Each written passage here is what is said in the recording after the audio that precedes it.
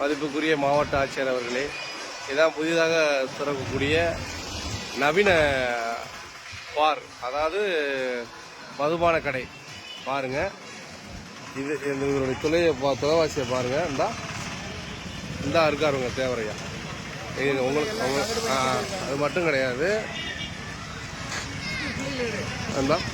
இது பள்ளி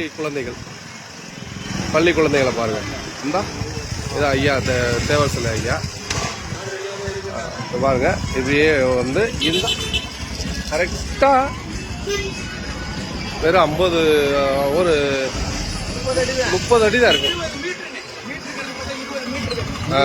எத்தனை மீட்டரு ரோடு இருக்குல்ல, அதெல்லாம் சொல்லவே முடியாது. ஒரு ஒண்ணுதான் அந்த கடையும்.